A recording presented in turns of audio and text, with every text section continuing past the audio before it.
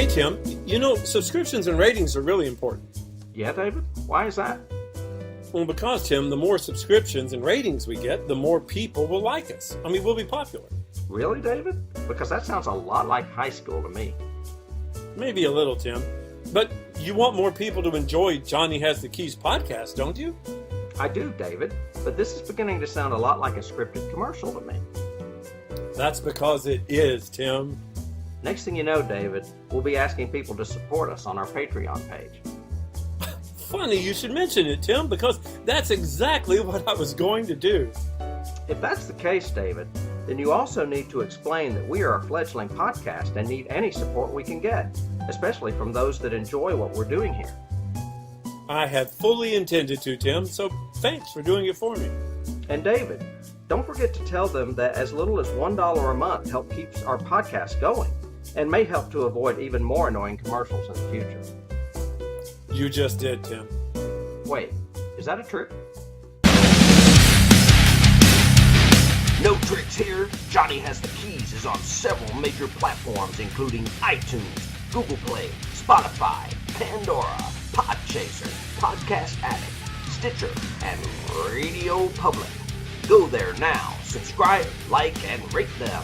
And then be sure to visit them at patreon.com/JohnnyHasTheKeys and show them you really care. This commercial has been brought to you by Vlad Dracul, Dr. Caligari, Walter Skinner, Dr. Zayas, Herbert West, Gort, Bubba Hotep, HAL 9000, and the People's Republic of Sokovia.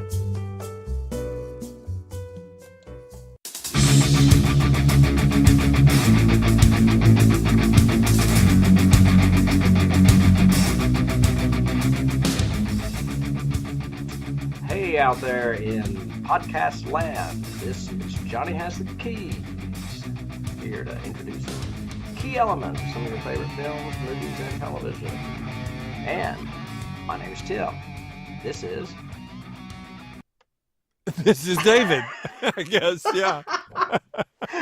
I kind of threw you for a loop with that weird introduction, didn't I? A little bit, but all good. Yeah.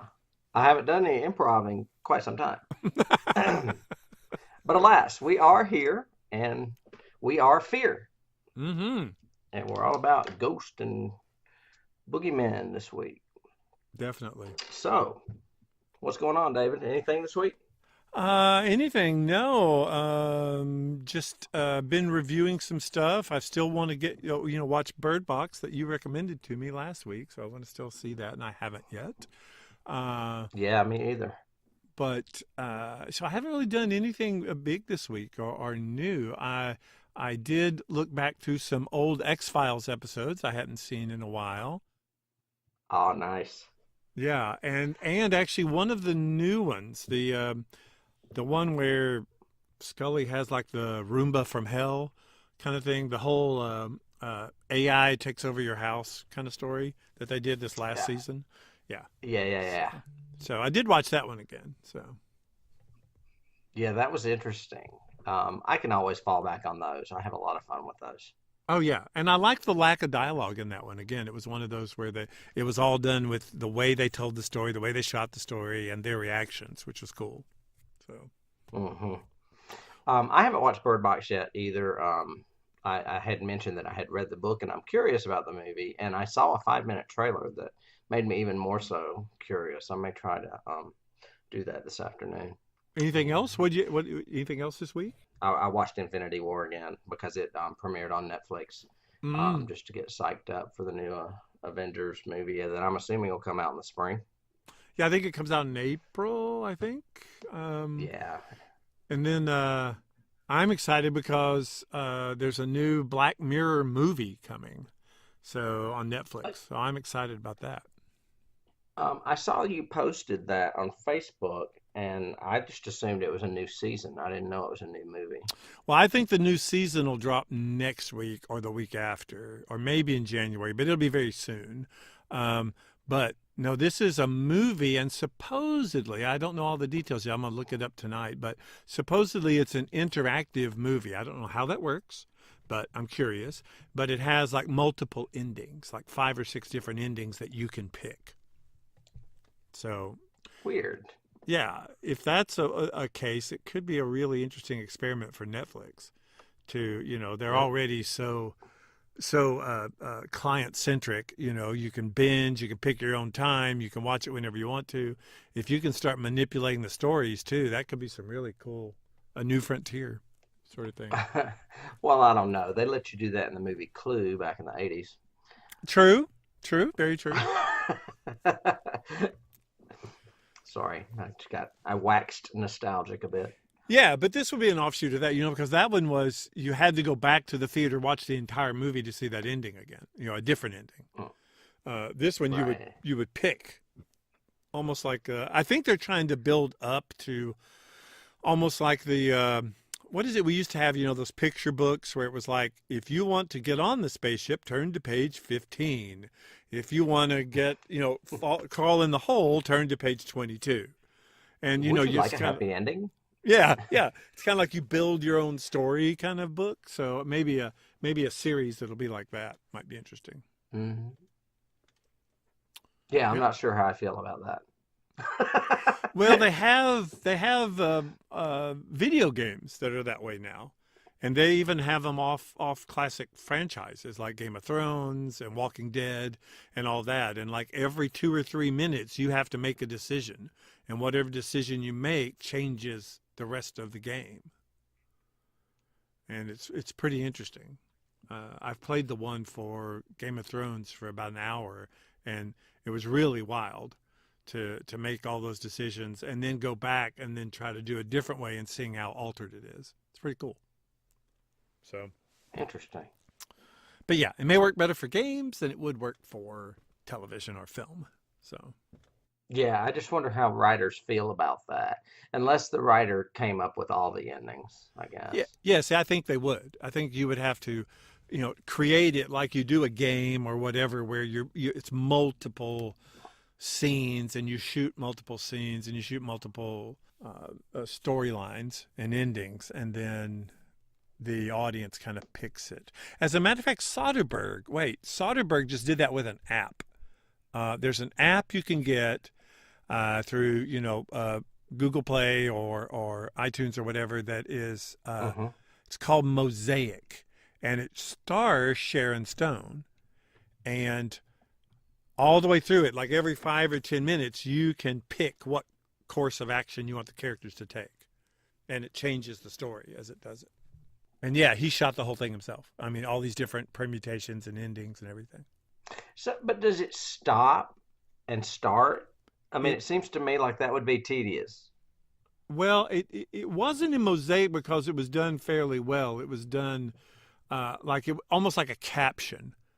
It would hold on the screen like she's holding an envelope, and a caption would come up and say, "Read it or not." Yeah, I don't like that. Yeah. No, that's too much like one of those old video games. Yeah, I don't know. I don't know. I'll Well, have to see. you might want to try it and see what you think of Mosaic Uh, first, and then go from there. But yeah, it's I I reserve my judgment. uh-huh. Well, I Oh do well. think we're building to that because people want these curated stories that they control. They want to. It started, I think, with like DVR, where you could. I don't have to be here at 8 o'clock on Thursday. I can just record it and watch it at 2 in the morning on Sunday if I want to, kind of thing. And then Netflix has created this whole binging, and I'll watch a whole season over the weekend, kind of thing. And I get my own control. I can watch it whenever I want to. But that's like fast food. Well, yeah, I mean, that's just you're able to get it when you want it. It doesn't mean you're able to reinterpret it. Or I mean, I guess you could always interpret it differently, but you don't have any like you don't have control in what happens. That's just weird to me. I mean, I speak from experience that writers definitely want control. So it just yes. seems odd to give it to the audience. Well, it's kind of like uh, maybe, and I'm just supposing because I haven't done it before, but maybe it's something similar to the way we used to do improv, where to set the scene, you would get the characters, a beginning line and a closing line. So you know where you're going, but along the way, it's made up kind of thing. So it could be like Yeah. that for a writer. A writer can still manipulate the end to send it to the messaging or the storyline he wants. I think it depends. I mean, I think it'll be interesting because I do think audiences want more and more control of. It's kind of like your fast food analogy. It would be the Burger King version. It's have it your way. uh, well, I guess it's about time we talk about why we're here today. Oh yeah. That we were doing that, right? Okay, cool. Pardon our digression, gentle listeners. Yes. We are at our almost, I guess you would call it the midway point. We're really close to the midway point of our coverage of The Haunting of Hill House, airing currently on Netflix. And we are going to talk about episode 5, The Bent Neck Lady. The Bent Neck Lady. My nemesis. Yes. Yeah. Oh, and spoiler alert to everyone. We do spoil. So if you haven't watched it, go watch it. Because we will spoil all the way through this bad boy. Yeah, we're pretty much going to go through the episode scene by scene and discuss, what we think Flanagan was trying to bring to us with his Hill House reinterpretation. Any opening thoughts about the episode before we start? Well, it's like you said, it's the halfway point. It's the 5th in the series. Its focus is Nell, and she's actually the catalyst for the whole show. I think this is the end of his introducing the character arcs, and now we're going to get back to the mystery. The stuff that we hinted at in the pilot, we're going to take you back there and show you some other perspectives of it, and then we're going to push forward. Yeah, there's a good bit of well, I don't want to say closure, but like unification in this episode as well, because it feels like, even though it's the halfway mark, it's kind of closing how the first episode began. Yeah, and this is like, Nell's a key for me almost was, this is like in It when all of the adults come back to Derry. So that, we had the back and forth for the whole first half of the book, and now we're literally back in Derry, and it's how we're going to take the new mystery forward, kind of thing. And I think that's what he's trying to do here, and doing it really well. Again, cannot compliment Flanagan enough for this writing, for this casting, for this direction, all the way through this entire series. Yeah, I'll get to it a little bit when we get toward the end, but I'm really impressed by this girl that plays Nell. Oh yeah, and I believe you mentioned that it was her first acting gig as far as professional. Yes. Didn't you say she was in amateur theater? Right out of drama school. This was her first gig. And if you look up on IMDb, you see that she's got like 4 things in the works now, of course, after this role. But yes, I've got that. Ironically, you and I agree. I've got that like 3 different times in my notes of what an amazing job she does in this show, because she carries this entire episode, of course. Yeah. But just her subtle work, her line interps, everything really good. And even without lines, I mean, without dialogue, she's phenomenal. You know what she's trying to get across. And she'll do those conflicting emotions. You see it in her eyes and a quiver in her lip, whatever, she's thinking one thing and then suddenly switches to another and then back to the former, in 3 or 4 different scenes in this. With, like you said, no dialogue. Really good. Yeah. Okay, well, let's dive right in.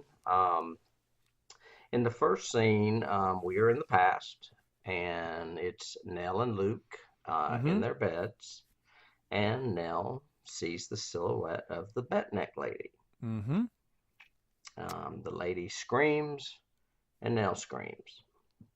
Yeah, and it's that shot he's used in almost every episode so far. It's that really slow zoom into somebody in bed sleeping from the side, kind of thing. And it sets us up. I mean, the mood at the beginning of this is just tense. I was like going, ooh, now we're back to it. Yeah, this isn't a drug story this week. It's, ooh, now we're scary. Yeah, this episode does get scary again. Another reason I like it. Yeah. We cut to Nell in bed with her parents, Mm-hmm. um, and they're telling her that they will scare her away. Is that right?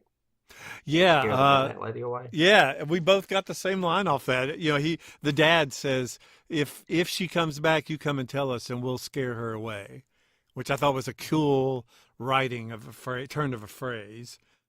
Mm-hmm. And Nell looks at him with the great kid actress looks at him with those plaintive eyes and goes, "Promise?" And you go, "Oh, you feel so sorry for her." And then what I'm presuming is the next night or later on that night, they are on the couch. And this is one of those scenes that we talked about last week where you're seeing a scene we've seen before, but from a slightly different perspective. Mm-hmm. And yeah, it is the next And night. It is the next night. Yeah. okay, good.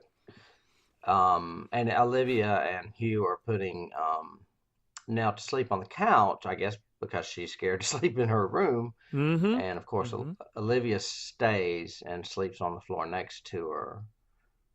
I guess Hugh goes off to bed. Well, and I liked the writing in this scene. Again, I appreciate the writing and the way he does stuff. Like, they could have easily said, "Won't you be afraid down here," which might have alluded to scary, or Mom could have said, "Are you sure you don't want to sleep in your bed closer to us," or anything. But instead, the line she uses is, "Won't you miss your brother?" And again, it's that what we've said all the way through this is it's got great scares, it's scary, it's atmospheric, but it's the characters and their interplay that make you fall in love with this series. It's also the writing. Yeah. Yeah, it's not like you said. You could have had a throwaway line there, like Mm-hmm. "Won't you, be scared?" But instead, it's "Won't you miss your brother," which is more intriguing.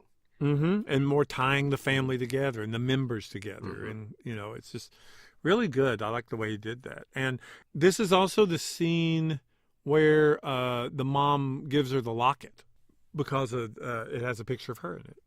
I mean, well, of Hmm. the twins. And she promises to give it to her when she's older. Mm-hmm. Mm-hmm. Hmm. Later, Olivia gets up Mm-hmm. and leaves. Mm-hmm. It's like, Same scene Mommy, as the what the pilot. hell? Yeah. Why are you leaving your little girl down there alone in the dark? Well, it's Um, that parent thing. You wake up, you're on the hard floor, and you go, "Oh, she's asleep. Good, great. Let me go back to my yeah, bed." yeah. And it's virtually a very similar scene for scene or scene for shot take on what we saw before, In the pilot. where Yep. the bent Mm-hmm. neck lady is hovering above her and the camera it turns and the couch goes vertical, and it's very Japanese horror influenced. Mm-hmm. Very. Except this time, I don't think this happened the first time, but this time she's saying no, no, no, no, no, no. Yeah, and I couldn't really tell it was no, no, no at the very even the second time I watched this scene, but there was definitely she was saying something. It was like la, la, la, la, la, la, la. It's what I Yeah. heard, and made it even creepy. It reminded me of that Ring Girl again. Yeah, my hearing's off, so I watch most things with subtitles, and I pick up Mm, on that kind of stuff, and that's why I know that's what she was saying. okay. Yeah, or at least that's what the subtitle said. So Well, they should know. They're smarter. the subtitles, no. Ask them. Yeah, that's my new story. Yeah. And then okay, so where do we transition from there? I think we're to now Nell is telling this story as an adult Mm-hmm. Mm-hmm. to what appears to be an orderly in Scrubs, Yep. Yep. but he is a sleep tech named Mm-hmm. Arthur, Mm-hmm. and he explains sleep to her, the mental versus the physical, which, well, I got a little bit of a key there I'll come back to later. But I do love She's suffering from sleep paralysis. So, right. and it's obviously terrifying her, and you can tell. I think we're along for the ride with her on this, and I think we all think the sleep paralysis is because of the bent neck lady. So she's the one that causes it or whatever. And Nellie is struggling with that. And this is just a great scene with her, being given enough excuses or medical terms or whatever that she goes, oh, okay, maybe that is it, kind of thing. Hmm. I love I guess the rapport between her and Arthur in the Mm-hmm. scene. It's Yes. very, very obvious that there's a connection going on there. Yes. And Um, it's like you said, it's all in her face too. It's all in her expressions. There's obviously an mhm, attraction. There's obviously yeah, it's great chemistry between the two of them. mhm. And he makes a line.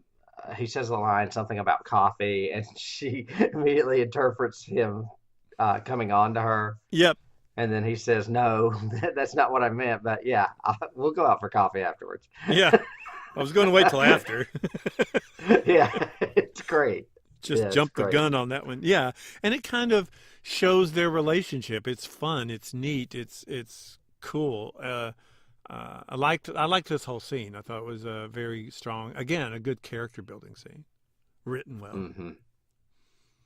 And Uh, very movie or comic book like.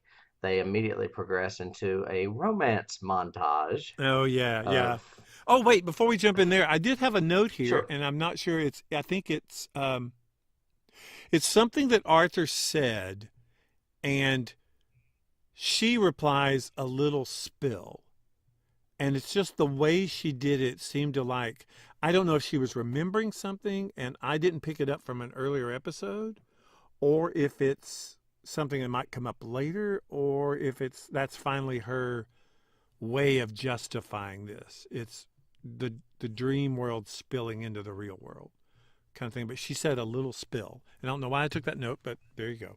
Maybe it'll come up, Okay. or maybe I'm stupid and it's just nothing. But yeah, I've got the same thing you got. I have. Now it's time for the budding love montage. Which is not too horrible. No, Uh, but it even has to catch a thief with the fireworks. I mean, that was a little bit too on the nose, but that's hilarious. That was like my very next line. I was just reading that when you said yeah, it. yeah, I was going, okay. We didn't have to go there, Hmm. but that's okay. Yeah. And then I guess the montage ends on the New Year's scene Yep, with Shirley and her husband in the background, and Theo's in the Theo. background, Yep. and then he hands her the glass of champagne, and it has a wedding ring in it. And she turns, and Oh, he is on the ground. Very sweet.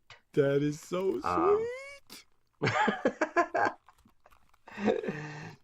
then she wakes up in bed paralyzed. Yes. So see what happens, what marriage does to you? This is what you get when you're in a typical romantic montage. Yeah, You you wake up wake up paralyzed. paralyzed in bed beside them. Yes. Uh, But this is the first demonstration of Arthur as her partner helping her work through this mm-hmm. too. Mm-hmm. I also thought this may have been the first slip I really saw in writing or context or whatever, because she has this paralysis without the bent neck lady. We don't see any image of her or anything in this time. And it seems like it was missing to me. Because every other single time we see her with sleep paralysis, the bent neck lady's involved, except for this one scene.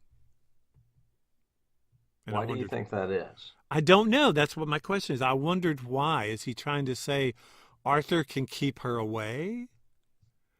Because the progression is always the same. She starts breathing heavy. She realizes she can't move. She gets more panicked. Her breathing increases. Then she sees the person, the bent neck lady. And this time, before she can look up, and see anything, Arthur's there. So maybe that's what he was trying to say, is that Arthur can save her essentially with this routine that he's developed. Hmm. Um, I was wondering if it had to do with distance from the house. mm, well, they're in the same room later on, and bent neck Yeah, lady's I there. think that the house is getting well, and I could be out on a limb here. I was wondering if maybe the house's reach is finally catching up to her, and I was also wondering if Arthur was somewhat of a catalyst because he's so close to her Oh, that interesting. Yeah. I don't know. But when she goes back later in the episode, she starts seeing her more often Yes. too. Oh, yeah. So maybe to your And point, she's yeah, getting maybe closer. this is the house is reaching out, but it hasn't gotten there yet. It's just Maybe because because she she's in moved so California, far away. Yeah, she's in California. right? She's in Los Angeles. Yeah. So it's like it's finally That's caught good. up with her. Yeah, Yeah, yeah, yeah, yeah. I hadn't thought of it that way. That may be possible. Yeah. maybe. After he works her through the paralysis, we cut back to the marriage. Mm-hmm. Um, and everyone there, except Luke, of course. Um, Steve and Nell watch Shirley realize that Theo is gay. Yeah. Yeah. Yeah, I love I that's couldn't read my a great writing. scene too. That's such a It is. yeah. And even I think you even hear Steve say it took her 10 minutes.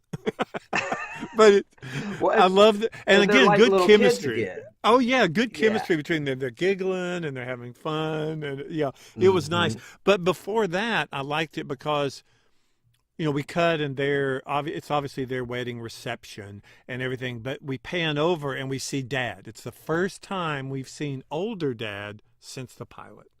So like 5 hours ago was the last time we saw Dad.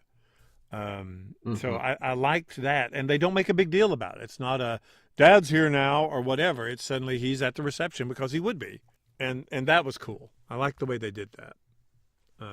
And right before the scene ends, though, you see Olivia standing behind him. Yeah, then we see him again. Yeah, later on after Steve and Nellie have had their laugh, and they do the whole thing about. We get the backstory, a little bit of exposition, the fact that she's going to move to California.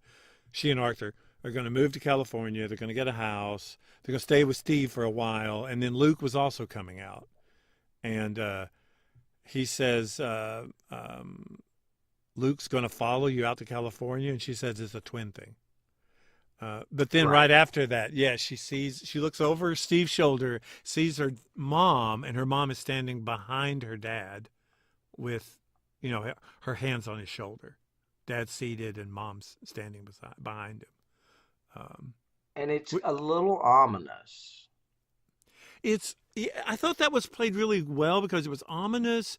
It was sympathetic, but you didn't know why it happened. I mean, she's obviously scared, Nellie, but the mom is like smiling at her and everything, and the dad's just staring at her. And I was thinking, uh, and this is kind of supposing what we find out later on, but do you think, is that a hallucination or is that really the ghost of Olivia? I I'm inclined to say it's the ghost, and I'm kind of going back to my my distance thing. It's like, Mm-hmm. okay, now the dad's there, and he's a catalyst, and now she's seeing the mother. Mm-hmm. Yeah. Yeah, yeah, yeah. I could see that. Yeah, I mean, I don't think it's that far-fetched just to think that. And I have the same interp. I think it is Olivia's ghost. And I think Hugh is aware Mhm. that it's there. That was And my I like what you said about it being played either way. It could seem like, oh, it's sweet, her mother's there for her wedding, but at the mm-hmm. same time, wait, this is kind of creepy. Why is she there? Yeah. And why now? And why is she looking at me? Kind of thing. So yeah. Yeah, Hmm. I liked it. That was good. Next scene, we're in bed again. She's paralyzed again. Arthur gets up. It's 8 months later. He So it's been a while. Oh, did I miss a subtitle? I might have. Yeah. Um, and Arthur seems to collapse with a crooked neck. Mm-hmm. And then behind him, as he falls, the bent neck lady's in silhouette in the window. And Yeah. Nell Freaks. is, well, she's still kind of paralyzed, but she manages to crawl out of the bed, Mm-hmm. and crawls to Arthur, who is dead, with what looks like a broken neck. Mm-hmm. Pretty creepy. A good creepy, yeah, a good scary scene, well timed, well done. I do think it may be a bit of a a bad blocking decision, I guess, in my opinion, of the whole bent neck thing, because, or he's doing it on purpose. Because I had such conflicting feelings. Did bent neck lady kill him? Did she do that? Um, Well, and later they say it's an aneurysm. yeah, Yeah. does an aneurysm always make you bend your neck? I don't think so. Um, so it became a little confusing to me as to what he was trying to say. Is he trying to scare us into thinking that these ghosts can kill you? Or Um, maybe he didn't look like that at all. That's just what Nell saw. oh, see, that's that writer in you. Yeah. I didn't interpret it that way. That could be too. Yeah. Yeah. Well, I mean, it's still very vague, especially when you're playing film to an audience. I mean, you're still not getting an answer. Mm-hmm. A writer Right. could easily slip that in there, but you can't do that with visual, really. Right. Right. Right. Right. So, Makes sense. But yeah, good scary scene. And every time I see mhm. that bent neck lady, she's scary. Every time. Yeah, yeah. I see her every morning. I told you. Early in the morning when it's still dark. Mm-hmm. She's she's stalking me. Okay, the next scene, we are now with Dr. Montague, Mm-hmm. who is Russ Tamblyn Yep. from the original Haunting movie from the 60s. In And case, even more so, and West Side Story. West Da-da-da-da, he's Riff from West Side da-da-da. Story, and he's another psychiatrist. He's Dr. Jacoby from Twin Peaks. Exactly. I was going to bring that up later. But what I was going to say before we get into it is if you didn't notice, his name is Dr. Montague. And that is the Mm-hmm. name of the guy that gathers everybody in the book to go to Hill House. His Oh, name is okay. So Dr. that's the Montague. lead doctor Yes. in the He's book. the one that Okay. recruits the psychic Theo, Nell, and Luke to go to the So house. nice. Nice little Yeah. homage there. That was good. hmm she's telling him the story of Arthur, Mm-hmm. and the doctor tells her that he died of an aneurysm. She argues. Uh-huh. Because she Um, thinks it's Bent Neck Lady. mhm. She thinks she killed him, which is, kind of ironic when you think of the whole permutations of this whole episode. But yeah, she Oh thinks that yeah. she, You mean the ending? yeah. And the note I Yeah. have is obviously they've talked about a lot of stuff before because he's the one that mentions Hill House first. He says because of Hill House, and she says Hill House. So hmm obviously they've talked about her memories from Hill House. And I think it's the first time we've heard it called Hill House since the pilot too. I took that note. Is that a question to look up? Because people say home or the house or whatever, but I think this is the first time since the pilot someone actually says Hill House. Probably because it was their home. I mean, Mm-hmm. I wouldn't call my house Smith House. Right. So Right. yeah, Yeah, but you don't but I live in see a what you big mean. mansion, you know. Well, oh, No, wait, and no. that reminds me of something I read just the other day. I was going to tell you. The exterior of Hill House is in Georgia. They filmed all of that in Georgia. Oh, I'm not surprised. Seems like everything's filmed here now. Yeah. But, But yeah, so I think somewhere, so it might be a pilgrimage you'll have to make to, actually go to Hill House and turn the porch light on or whatever. uh, But yeah, I can't remember where the city, I didn't recognize where it was, but yeah, they filmed all of the exteriors, the whole grounds and all that stuff in Georgia. interesting, interesting. Yeah. I guess the last line I have about that is that she argues, obviously, with the doctor, because Mm-hmm. then the next scene is Nell as a kid with the tea set and Mrs. Dudley. Mm-hmm. And she's in her playroom. Yeah, and I may need a little interpretation on this. I got a little confused. She finds the cup of stars, and then Mrs. Dudley tells her some story about Jacqueline and Hazel. Mm-hmm. Do Mm-hmm. you Can you clarify Well, that for me? well, they were the owners. So Jacqueline was the daughter, and her mother was Hazel. Hazel is the old lady that we heard say Clara into the horn last episode. Clara. Yeah. And Jacqueline is like the little girl that Hazel, I guess before she turned into old Clara Hazel, said Jacqueline always needed her cup of stars. And one of the things that Mrs. Dudley says I really liked was the line before that where she's talking about always ask for your cup of stars because once they strap you into the world, you won't be the same kind of thing. Almost, I guess it's her way of saying, hold on to your childhood. Don't enjoy it while you have it because once you grow up, it sucks or whatever, kind of thing was the impression I got. Which is kind of strange seeing how she was trying to give Luke some religion. Yeah. But yeah. Yeah. But you also find out that Mrs. Dudley took care of Hazel, because she says, that's what I was took care of her when she was older. So I think evidently times past, before the Dudleys, you had Hazel and Jacqueline and whoever Daddy Hill is, which we assume is probably the guy in the bowler hat or whatever. But as they aged, and I guess Jacqueline moved away or whatever, Hazel became the old lady, and that's when Mrs. Dudley and Mr. Dudley came as caretakers.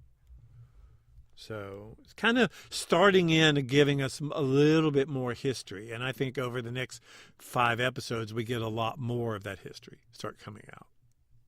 Yeah. So, who is this ghost? who is this ghost? Who is that ghost? Why are there 100 ghosts in this house? So. And then we cut to her washing the cup, and her mother comes in, and she is not happy. She tells Nell to come with her, and she admonishes her for writing on the wall. Yep, writing her name on the wall. Yep. Mm-hmm. She says some interesting stuff about the house. And what does it say? Nell, come home? Well, it says Nell. Right. I think it's great writing because this phrase has 3, as you unveil more of it, you get 3 different interps of it. So I don't know what literary device that would be, but again, it's looking at things from different perspectives, which is what he's doing in this. He's showing us different scenes from different perspective at times. But this one, it just says Nell. So she assumes naturally that Nell has taken the chalk and written her own name in the wall.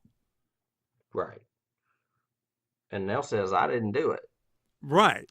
And she goes, I know you did. And Theo says she believes her.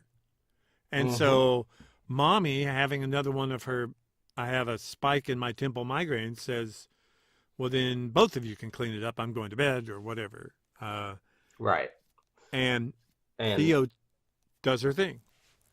Well, Theo pulls down the paper, and you see that it actually says, come home now. But right before that, she actually touches the wall and says, I believe you.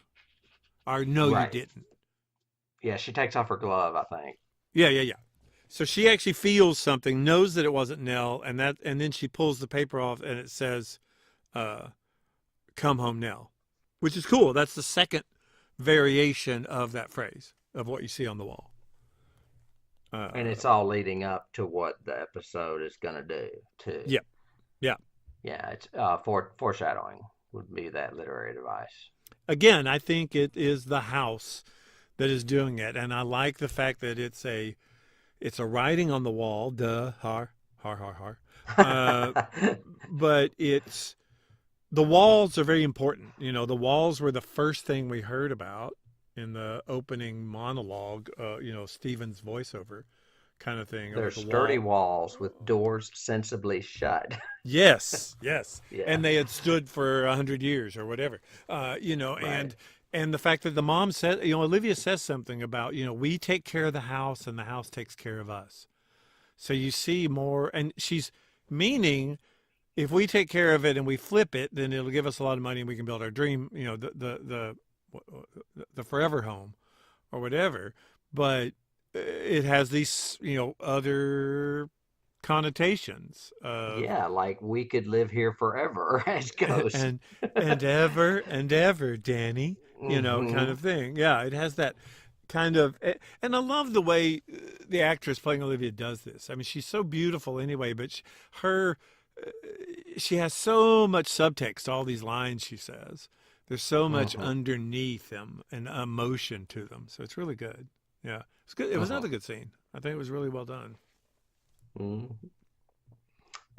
Next scene is Nell as an adult again. She's in a car in the rain. She is picking up Luke. And I Mm-hmm. did notice that there are California plates on that car, so they are definitely in California now. Mm-hmm. Um, he tells her about rehab, and she says she's proud, but then he convinces her to buy drugs for him. Yeah, because Oof. he just needs to get well before he goes in. Yeah. Yeah. Ooh. Right. Yeah, Yeah. that's some mean, sad shit. Yeah, that whole scene was painful, I think. But I thought it was, again, from a writing perspective, and you're telling this story, I thought it was a really good tie-in to last week's episode of Luke's perspective and Luke's addiction. But also the twin thing of the two of them. He even says at one point, "I always believe you, Nell. Even when other people don't, I always believe you, and you know that." Um, and he's asking, and I always trust you, and I'm asking you to trust me. So he's using the addict language, but I think he sincerely means it. I think he sincerely Mm. means. I mean, there's an affection between them. It's played really well. You see so much in her face, like you said. She doesn't have that much dialogue in this scene, but you can see all these conflicting emotions and thoughts going on. Well, and does he Um, say he can bullshit others but not her? yeah, I've he got that says I. written down somewhere. Yeah, he says I can always bullshit Theo or Shirley or Steve, but not you, never you. Never you. Um, and uh, I I really liked it. I felt so bad because I was the whole time I was going, don't do it, Nelly, don't do it, Nelly, don't. But you will. I know you will because I was it's a afraid something twin was thing. going to happen to her. I was I afraid, was afraid they of were that. going to hurt Yes, her. yeah, Yeah. yeah. Suddenly she was going to get hurt. Then what do you do? How do you blame yourself, Luke, for that kind of thing? Right. Um, I have a And question here that says, does it bother you that Luke doesn't have his glasses? I mean, because as a kid, those glasses look pretty thick, and he's using them a lot. And yet, when he's an adult, we never see him in glasses. And I don't think so he's a addicts, heroin addict with contact lenses. yeah, see, I don't think addicts maintain contact lenses very well. That would So, be kind of difficult. so how is, it started bothering me in this scene. I kept going, wait, where are his glass? Every time we cut back to you as a little Luke, you got these huge horn rims on, and now you're just nothing. Your eyesight got better. How'd that happen? Did that's did you a brilliant observation. I had not even thought of did you con Steve or Shirley out of Lasix or something? I don't know, but Oh, maybe. but maybe it was a Christmas gift from them. So she gets him the heroin. She gets it for him, and he asks her if she's still collecting buttons. Yep. He shoots up, and as he does, she sees the Betnet lady in the rain. Mm-hmm. Mm-hmm. So, like I said, she's getting closer. Yeah, or she's seeing her more often, I guess, kind of thing. Right, right. Yeah. Um, we cut to her flushing her medication. And then that was a very quick cut to back to her shrink, Russ Tamblyn, Dr. Montague, Mm-hmm. um, and asking if the meds are working. Well, obviously, they're not. We just saw her flush them. So you've got that going on too. What do you think the meds are for? I don't. I'm not sure what he's interpreted her diagnosis Condition? as. I mean, Yeah. speaking from at one time, I was treated for depression, and I know that I hated those drugs because they really do mess with your head. But I'm thinking if he thinks she's got some kind of psychosis or Mm-hmm. bipolarism or something, then it's probably something she doesn't like taking. Right. But and this bodes the question, it's a character interp. Do you think she flushes her meds because they're making her see the bent neck lady?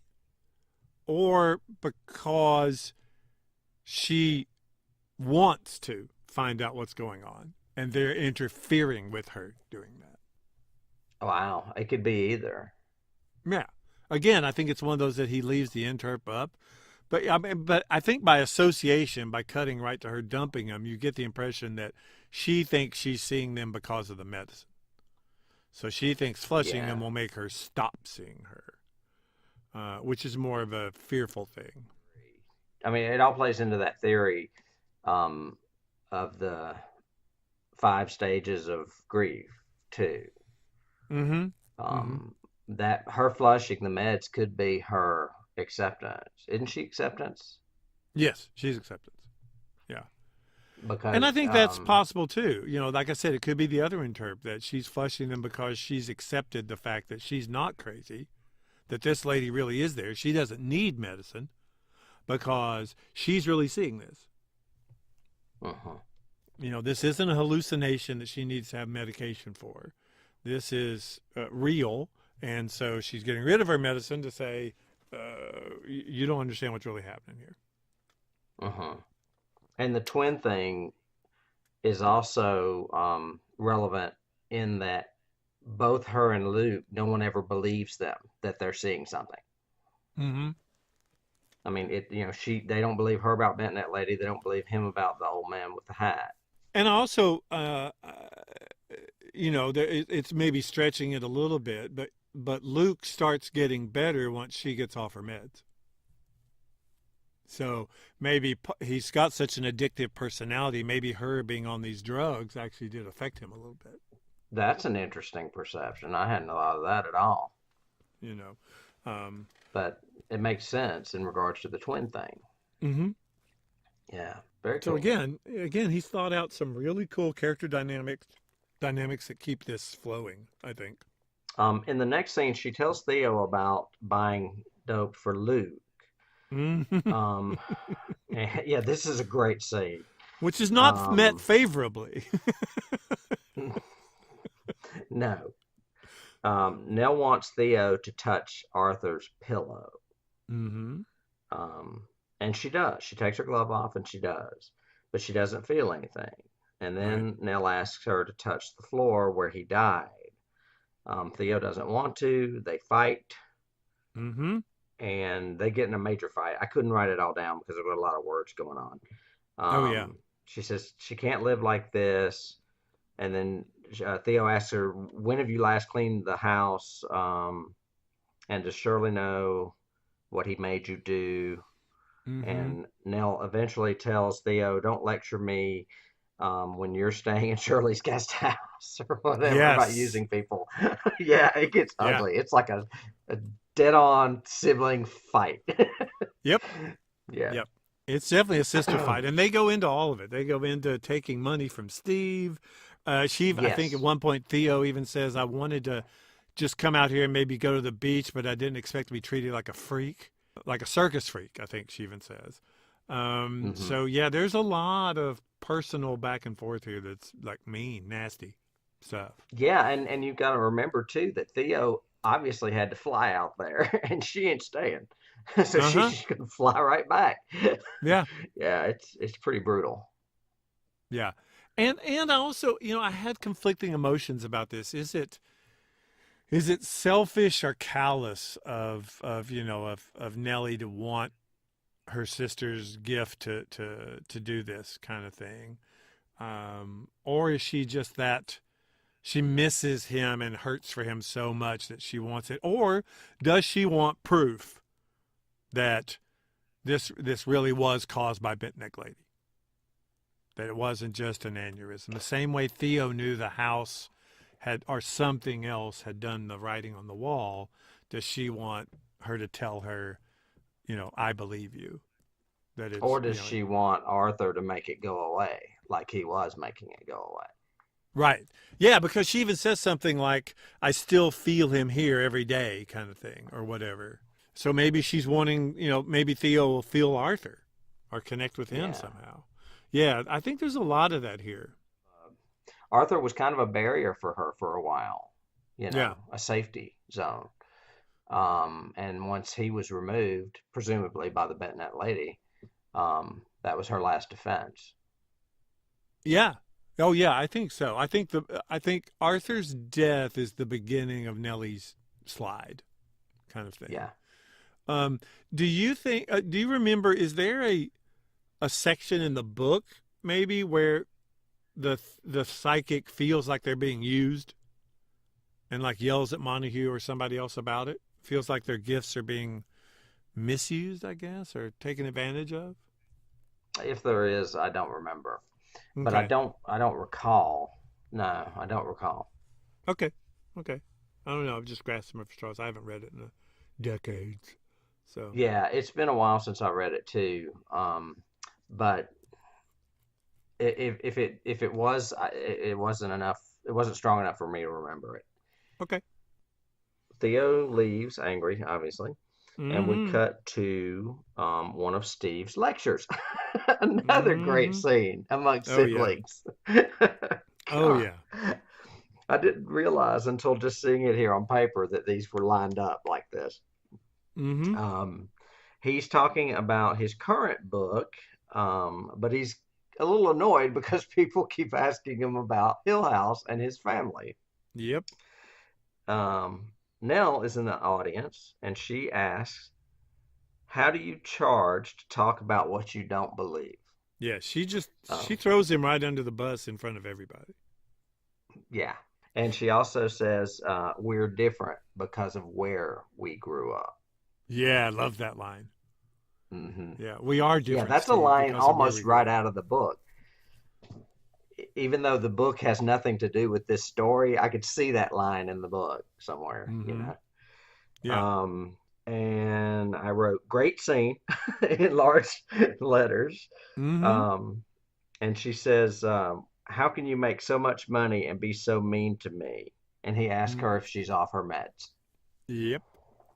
Yep. So again, they can see a difference in whatever this medication was doing to him. So to your point, yeah, maybe it was an antipsychotic, not an antidepressant or something. I think it's something more severe than depression. Yeah, and she keeps asking why. When she's standing and confronting him, she keeps asking why, Steve. I just want to know why. And the way her lip quivers and she does those inflects, great Hmm. performance with her. Yeah. Yeah, it's a good scene. And Steve, he acts like, Steve, he's a dick, but that's kind of his character kind of thing. Uh, Right. don't rain on Well, my he was a parade. dick to Luke. Yeah. He was a dick to Luke too. Yeah, I don't um, think uh, Steve doesn't hold his potential of being the good older brother, you know. no, no, none of them are. Is this is I don't know. I don't want to jump through my notes. Is this scene where she says, "You should have protected me. You're my older brother"? Doesn't she say that to him in this scene? She may have. I I didn't think write she it down. does. I think she does, which is wow. That's really putting That's him under the it's bus. certainly the message that's coming across.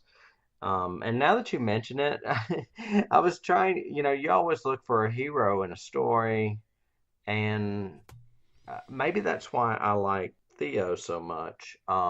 Because she is the one character that's not truly horrible.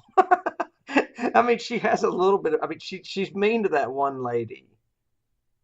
I mean, there's not a lot of redeeming value in in some of these characters. I mean, Luke's obviously sympathetic because he's an addict.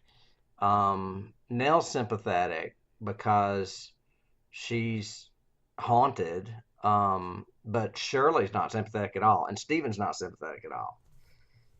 Well, I think That's why I think I gravitate toward Theo. I see. You've got me thinking 2 points. One, who's the hero of the story? And I really don't think there's a definite hero. It's not a hero's journey story. It's a family story. So maybe they're all components of a hero.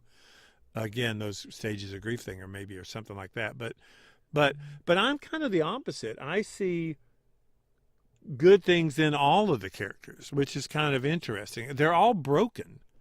they're all broken in some way, and I think his Like the overall statues story in the arc. credits. Well, yeah, but the so maybe his story arc is us finding out how they're broken, and then is there any way to redeem that? Is there any way to heal that because of what happened in this house? I see the house as the hero because it's still standing at the end. Well, you would. I see. See, no, Tim, the house is the villain. It's the antagonist. But yeah, I think I'm more drawn to, I'm like you. I'm more drawn to Luke and Theo, of course. But there's good in Shirley too. Shirley cares about her clients and the kid especially, and stuff like that. But she handles it with anger. Everything is the only defense mechanism she has is screaming, and the only defense mechanism really Steve has is doubt.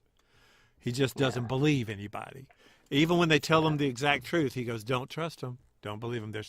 What they said may sound true, but that's too slick." Yeah.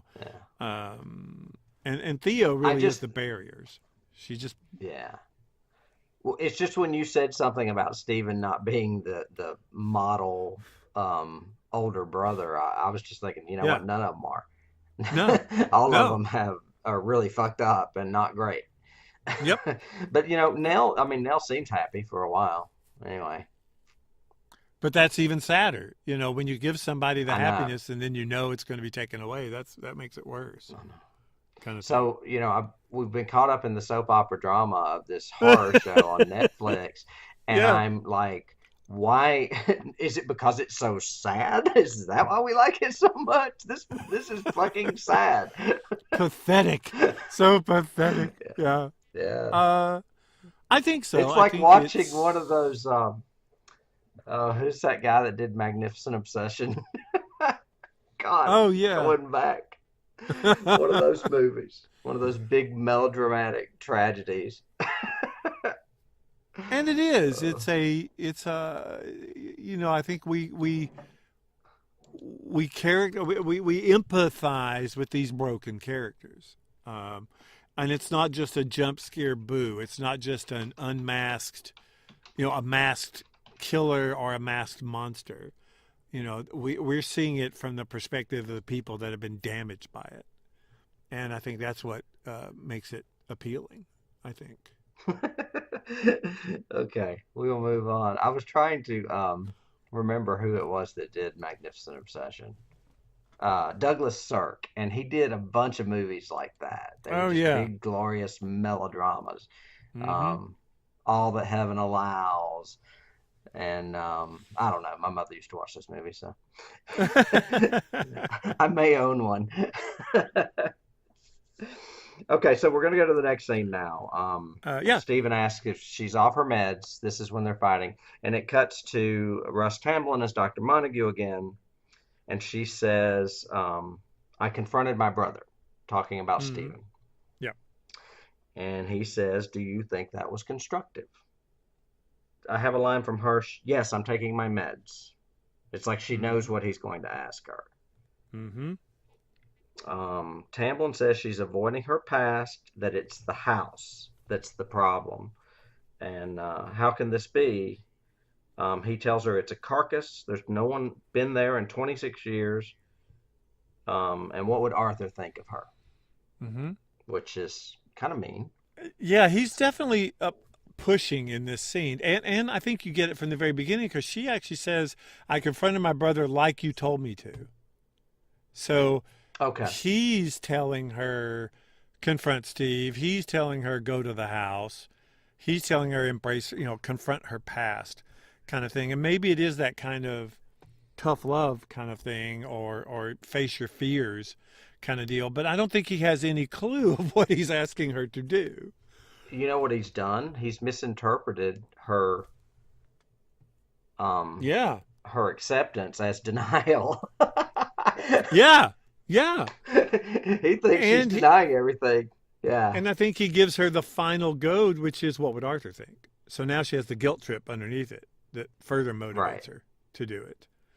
You know, there was a little bit of blame there. I felt bad that he was doing that because he kind of unwittingly, set her fate, kind of thing. Next scene, Nell's in bed as an adult.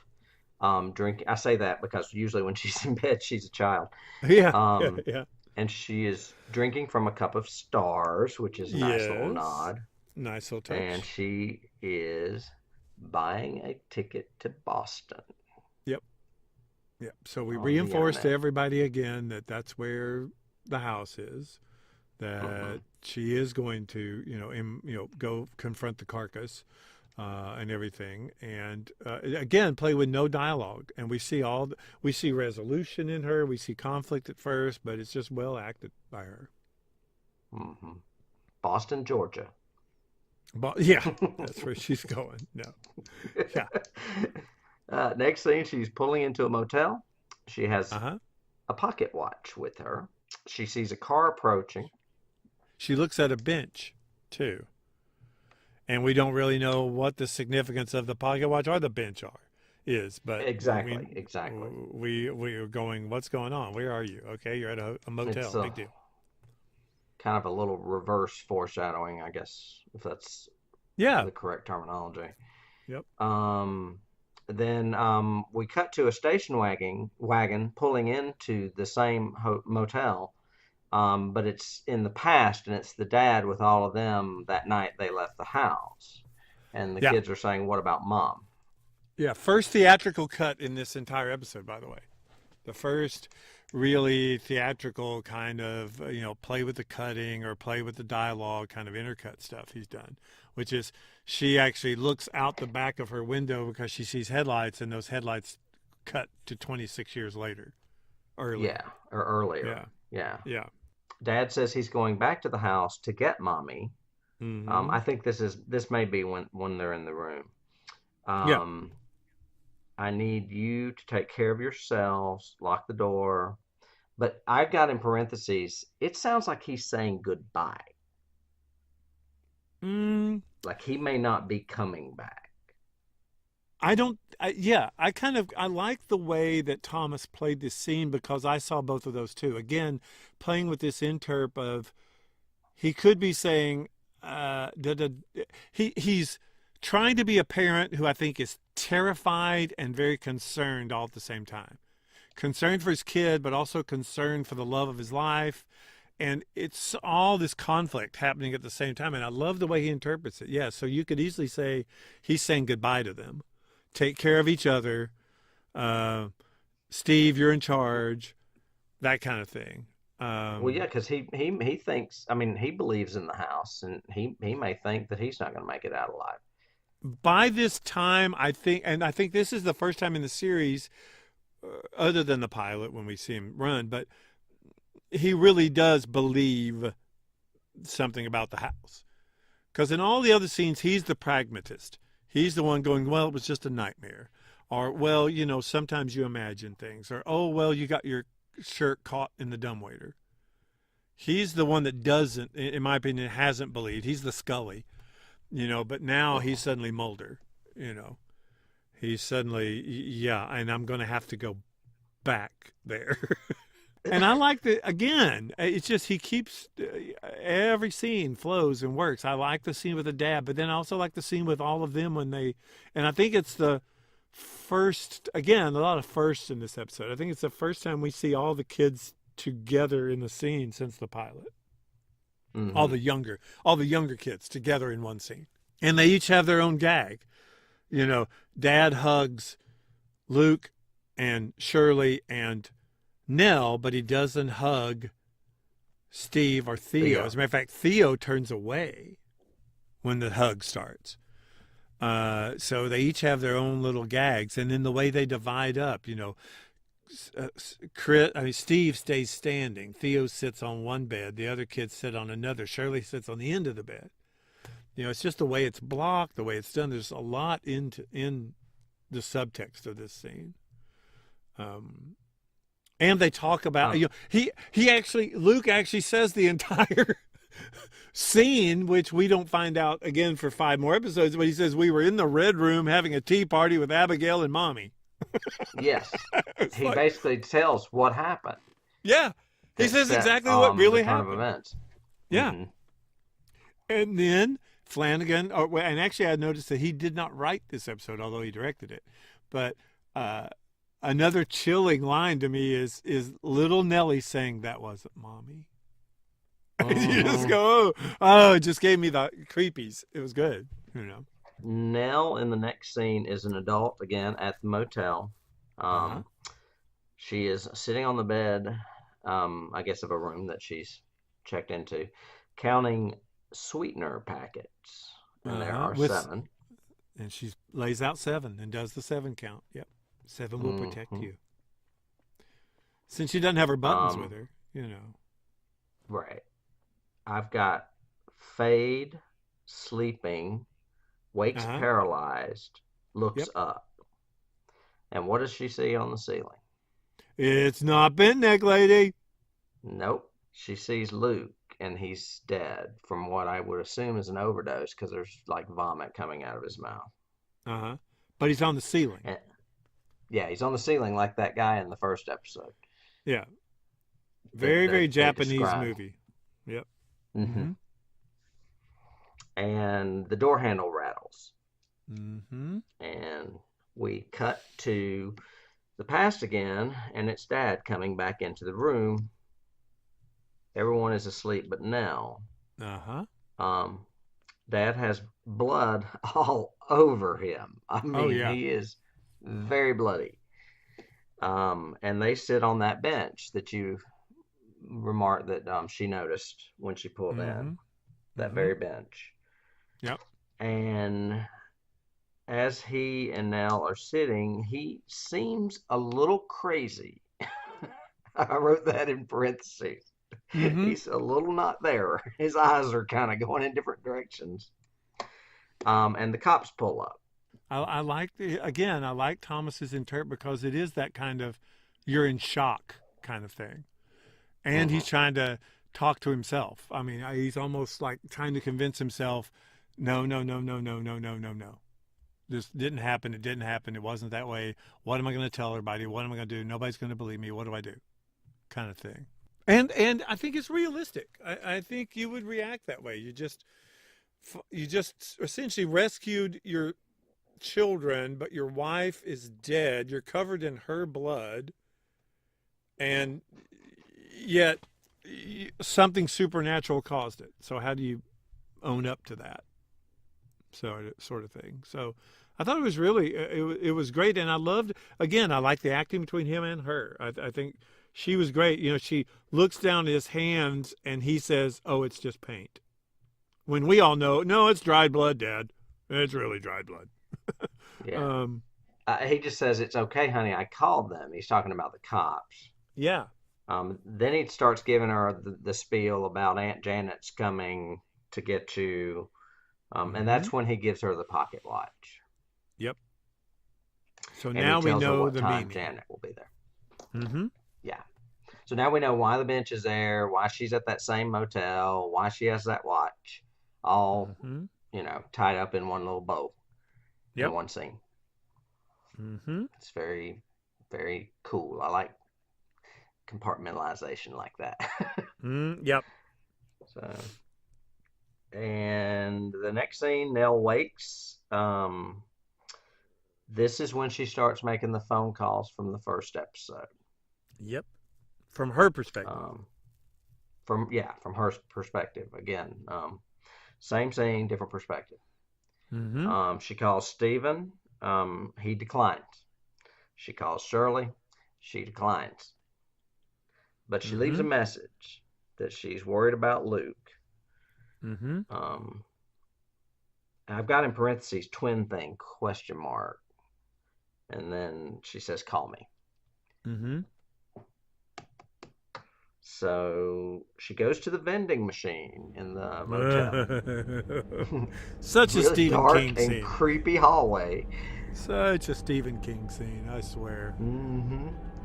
And she gets some water.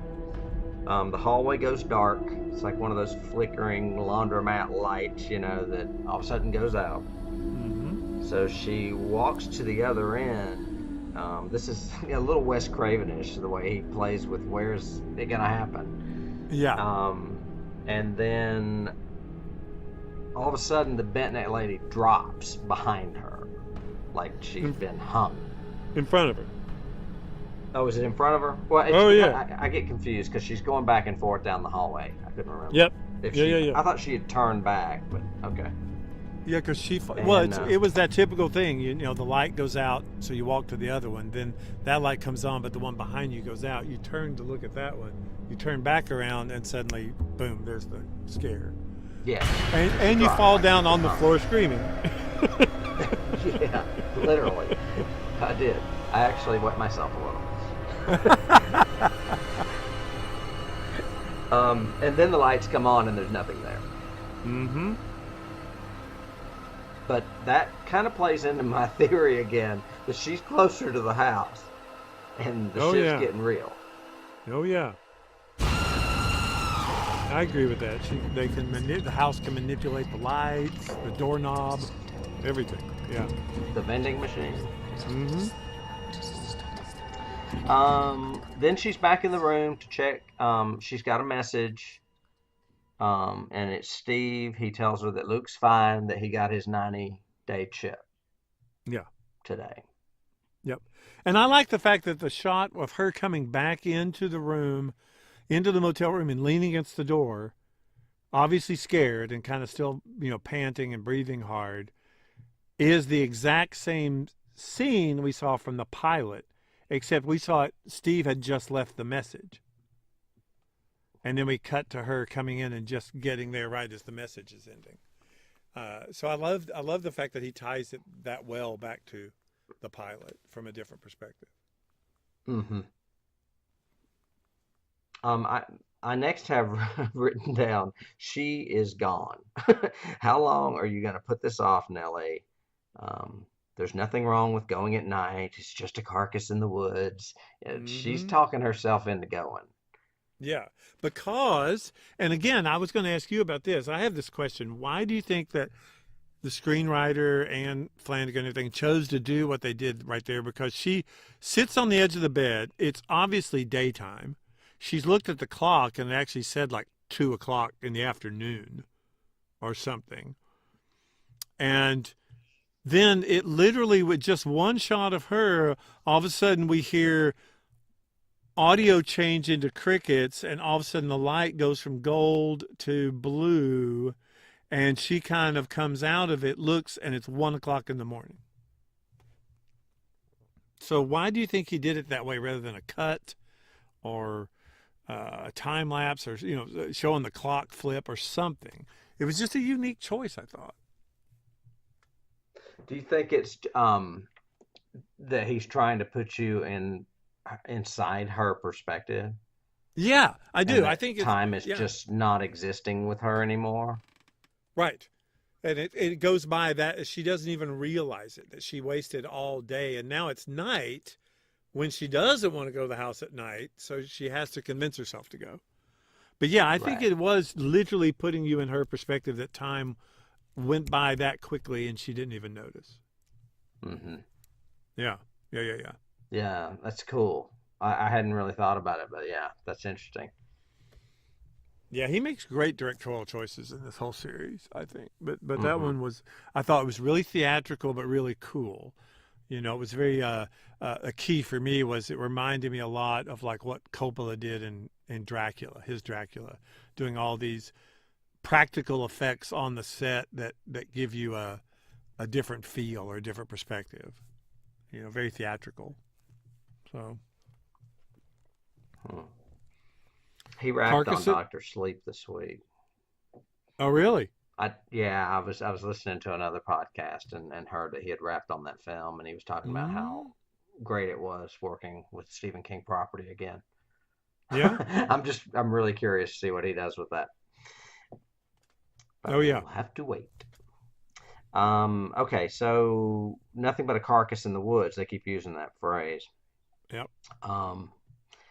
The next scene, she is at the gate of the house, and it is very foggy and creepy. Yep. Um, and the house that we see is boarded up. Mm-hmm. And the reason I made note of this is I think there are times when we see it and it's not, but I can't Yes. remember if it's because of time play or not, I or don't if think it's it's just the way the.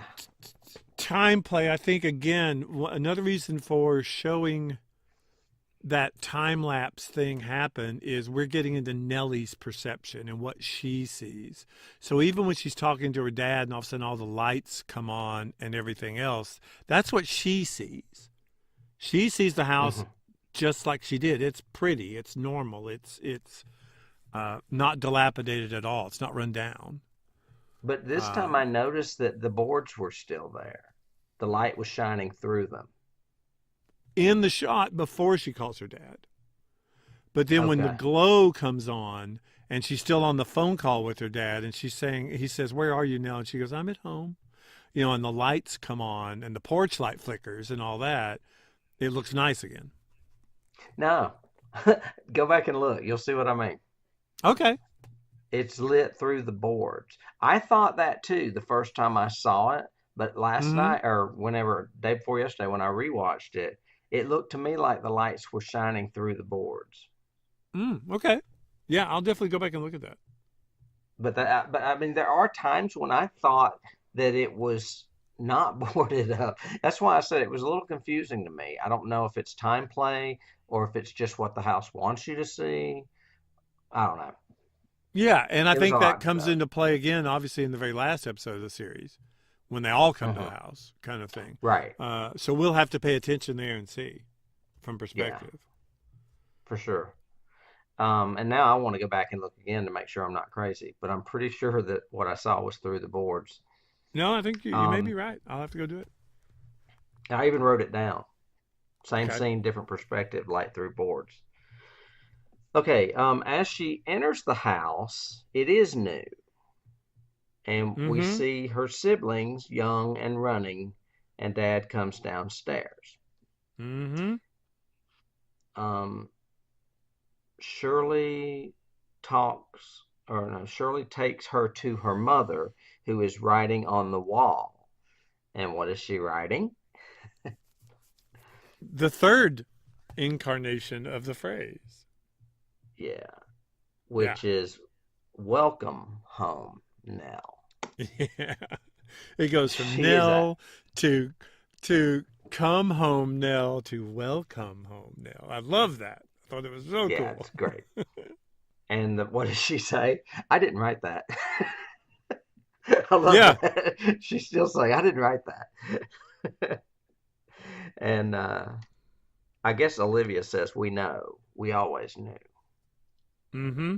I think it's really interesting that she uses the pronoun we because we don't know we don't know and then yeah Olivia's just creepy weird in this whole scene. The whole, we got to get you undressed, and then you got to. It's time for the tea party, and I just like, oh, this is weird. What's going on? Yeah, mother sends her to get dressed. Now she's kind of going in and out of the present and the past, which is Mm-hmm. really cool, by the way. I love the way he Um, does it. Yep. yeah. Uh, and she puts on a really frumpy gown, is what I wrote down. A really frumpy gown. I was like, where did this come from? Yeah, very very period and dated. Yeah. Mm. But her mother says, you are so beautiful, Mm-hmm. and we can't be late for the reception. Mm-hmm.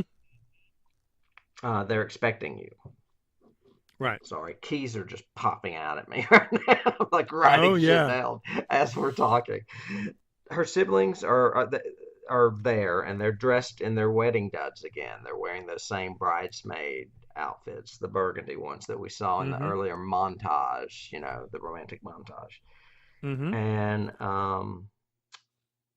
Luke is there, which is the difference because he wasn't at the wedding, Right. which it gives you the illusion of all is well. And then Luke steps aside, and Arthur is standing behind him, Mm-hmm. which just reinforces it that all is great. Oh And yeah, they it's Nell's dance, fantasy. Nell's fantasy. I get to be with all the people I love again. including Luke and Arthur, who are probably the two she loves the most. Uh-huh. In that order, I guess, too. Mm-hmm. I would think. Yeah. We were talking about how things play out in order sometimes on this show. It's weird. Um, it's very Wizard of Oz kind of. Yeah. um, Luke, oh, okay, I've got that all right. They dance. Nell is actually dancing by herself some in the current house, and this is yet again something we saw in the first episode, Yes. right? Nellie dancing by herself. Yes. Right. And she's actually thinks she's dancing with Arthur, and we do see her dancing with Arthur at times, but she's really spinning around in an old empty house by herself Yeah. with lots of ghosts. And the but the weird kind of choice they made, but cool, is she's dancing by herself in this rundown house, but she's wearing the dress, the weird gown. She's not in her street clothes. So she went and found that somewhere. Yeah, obviously. Or the ghost gave it to her. Physically Maybe gave it's it. I mean, somehow. Clara's. Or well, it could have been the daughters. You never know. Yeah. Maybe. Hazel, Yeah. Clara, Jacqueline. Jacqueline. They all get Jacqueline. confused. Yeah. And e- even people who well, hopefully people who listen to this podcast regularly should already have it, but even people that haven't hopefully are getting all the allusions to The Shining in this entire scene. I mean, There's this a is ton of Jack. them. This is Jack roaming the halls. This is Jack looking at the bartender. I mean, all of that. It's just. I know. That's why. I mean, I jotted something down earlier, and then like for the last half a page, I've been like shining, shining, shining. Oh There's yeah. a lot of the shining in this. Mm-hmm. Mm-hmm. Great party, isn't it? Well, and even the staircase. Going down the staircase to the to see your family and everything. Yeah. It was really good. Again, creepy, creepy, creepy. It's not jump scare time. It's not gore time. This is just scary. hmm And the wedding song is what's playing. I don't know who this is. I'm assuming the name of the song is "Oh Heavenly Day" because she says it a lot when she's singing it. Mm-hmm. Arthur and Nell kiss, but then she realizes she's all alone. Uh-huh. And then she sees Abigail, Yeah. and Olivia enters and says, "Come to the tea party." This just reminds me of The Shining again. Yep. But yeah, And Luke. and Luke, little Luke. yeah. Yep. So she follows them up the spiral staircase, which plays prominent in the novel. The staircase does. At the top, she looks down and she sees Arthur below. Mm-hmm. She is holding a rope. The mother gives her the locket that she promised her as a child, the one with her and Luke in it. Mm-hmm. And she is so happy. She says, "Mom?" ? And she said, I guess Olivia says, "Okay, honey." And then all of a sudden she's on the other side of the banister. Mm-hmm. And the rope is around her neck. Yeah, I love the way he does this because it's like she looks down at her hands, they're empty. She looks down, suddenly they have a noose in them. Mom gives her the locket, and it's like the locket becomes the noose kind of thing. And it looks like it's getting tighter on her neck, too. Yeah, yeah. And that fear of her realizing something's wrong with her throat, da-da-da-da-da kind of thing, so well played by her. And the mom says, "It's time to wake up, sweetheart." Right. Which was a great line, too. Right. And again, it's And almost like Olivia. they've got, it's almost like they shoot Olivia in like that haze filter from the 60s, She's always, her eyes are so wet. She's so beautiful. She's so golden colored. Every time they show her, it's like, she's creeping me out. I know she's pretty, Yeah, but she's wicked. yeah. Yeah. And when she says time to wake up, sweetheart, she pushes her. Yes. Yeah. God almighty. Well, and that was the question. I need to go back and look at that. Does she push her, or Yeah. does Nell fall then? Well, Because I I can't say remember. she pushes her. I don't think she literally pushed her. I think she might have. I don't know. I may have to go look at that again. She kisses her on the forehead, but I don't think she pushes her. I I think think she. Well, because I thought she because did. it shows Nell's feet and she's barely standing on the edge, on the other side of the rail. But obviously, she had to get there somehow. Well, I mean, regardless of whether or not, well, it looked to me like she pushed her, but the very next shot is of the body falling in the current house alone and the neck snapping. Yes, It's a great creating. cut to Yeah, reality. I mean, it's like reality slaps you literally in the face. Whammo, she's dead. yeah. And then it follows probably what this series will always be remembered as its most unique and coolest plot point and scare. It's I it's think. amazing. It absolutely blew me away. The second time I saw it, it was even better. I was like, this is genius. This is my favorite Yes. episode. Oh my God, Yeah. I fucking love this show. Yes. I And totally what agree we're with you. I talking think. about Mm-hmm. is the fact that she is the bent neck lady.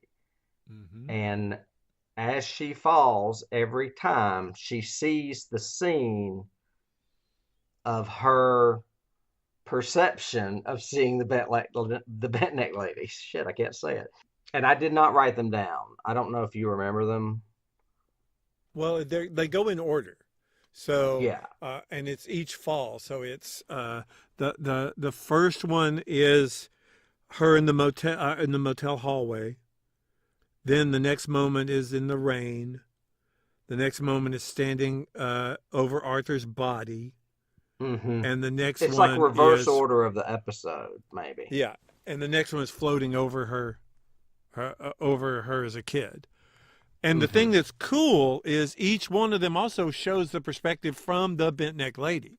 Like she's seeing Nellie on the bed, and then she looks down and sees Arthur. And then it cuts Hmm. to Nellie seeing her, in the silhouette and everything. And it's It's Nellie. yeah. It's her face.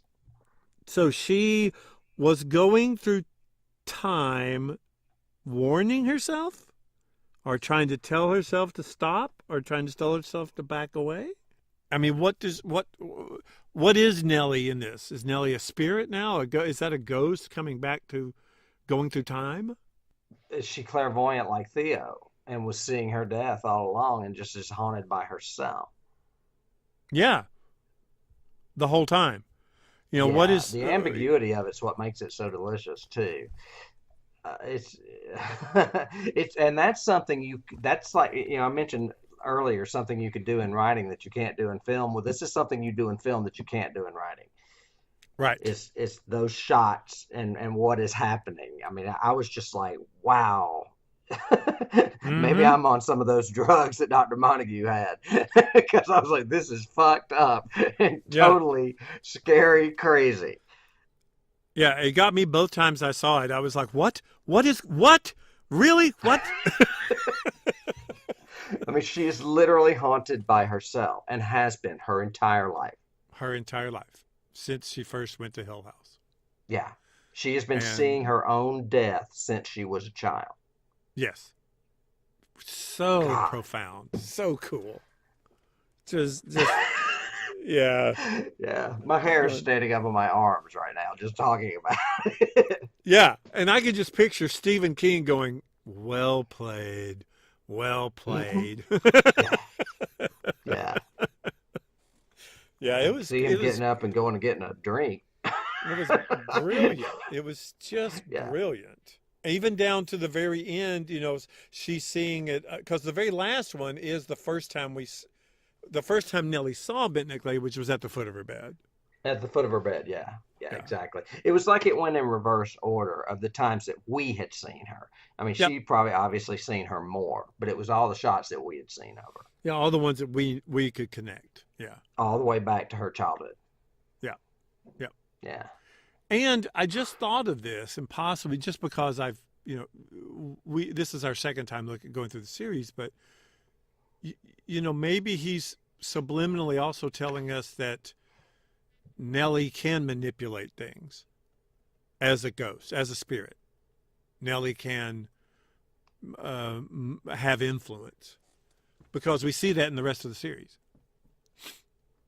Yeah. So that's kind of interesting. I just thought of that. That may be a way of doing that. That was cool. But it was I wonder where that's one of those. I go, where did this idea come from? Where did you get this? Because this is really, really original. It's cool. It's neat. It's scary. Never seen anything like it. I loved it. Well, and to what you said about her being able to manipulate, I mean, she becomes a messenger after she's Yes. dead. I mean, she Yes. goes to Stephen in the first episode, and she's like, I don't know if she's trying to pull them there or trying to save them. Right. Right. She's like a good ghost, maybe. Oh yeah. Well, definitely that because she's acceptance. She embraces She's Casper. It. Yeah. She's the Okay. friendly ghost. Not a key that we really want to report, but there you go. Yeah, Hey, I she's could use it if I want to. Casper the friendly ghost. Yeah. Nellie is Casper. Key. Sorry, I had to write that down. There you go. But is it also saying that we're all haunted by our childhood? If you want to get Yeah, profound. could be. Or by our future. By our future's even scarier. Yeah. Yeah. Yeah. I mean, it's like, I don't know. I can't describe the feelings that it gives me.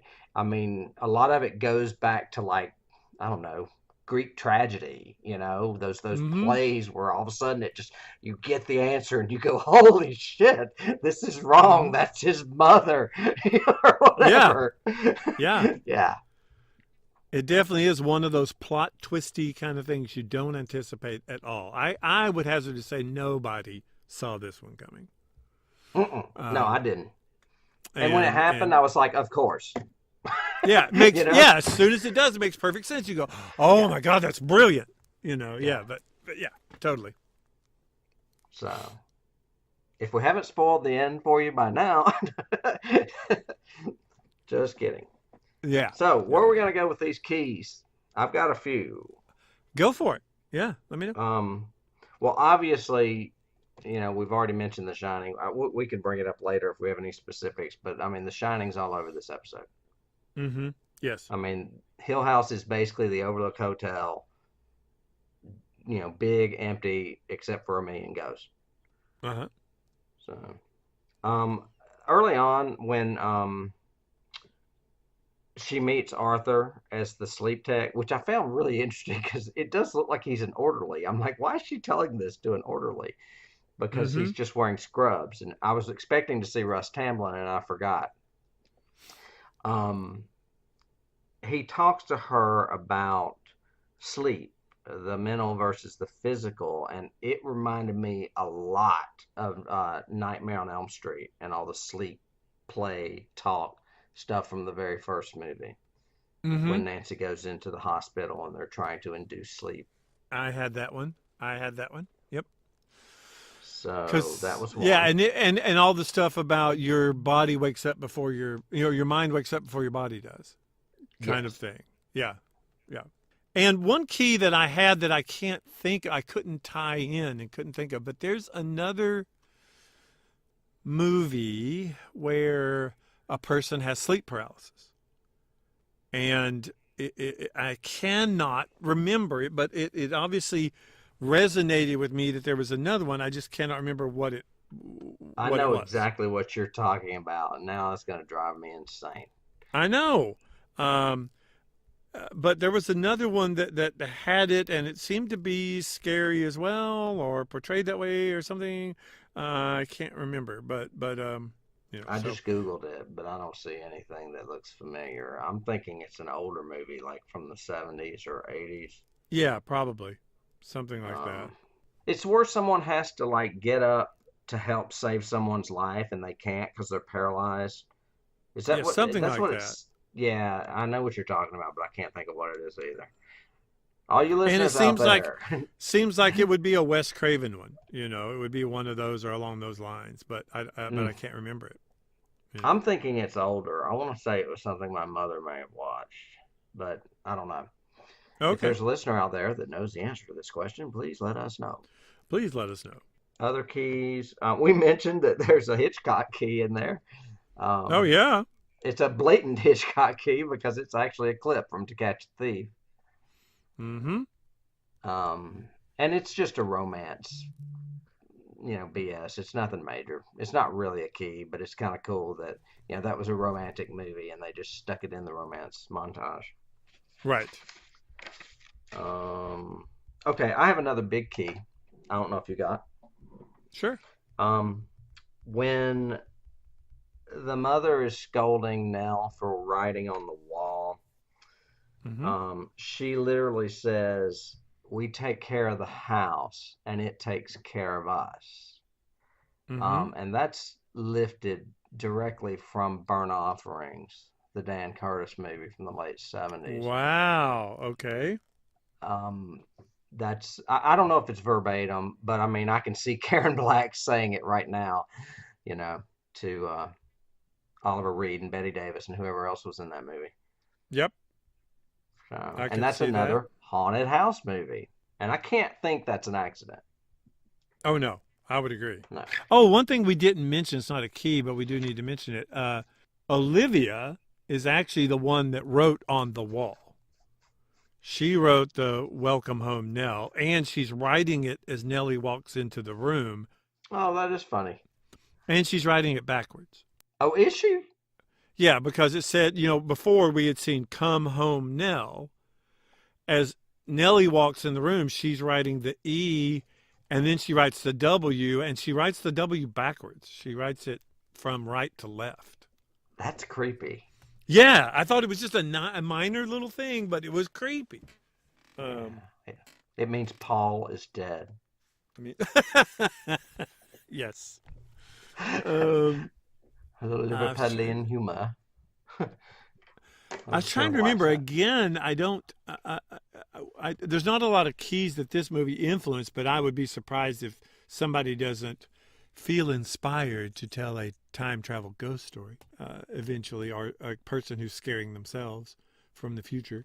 But I didn't get a lot of. I didn't get any more real keys other than the ones we've already mentioned. I was going to say just The Shining. Always. And I've got like it written down like 3 times. Oh yeah. When Nell says that wasn't mommy, it's like Oh my gosh. Danny isn't here anymore, Mrs. Torrance. Mm-hmm. And of course, like you said, the scene where she's attending her wedding in the old house, and she's dancing around alone or just with a bunch of ghosts. Yeah, it's just like Shelley Duvall running and seeing everything in decay and all the cobwebs and all the craziness, and then Jack's suddenly there and it's all pristine and pretty again. Yeah, Great yep. party, isn't it? Loved it. I mean, yeah, it's definitely shining. I guess that winds us down a little bit here. Yeah, for this one, halfway through. Yeah, but guess what's coming up? Yes. Probably my favorite episode, definitely, is next week's. It may be mine too.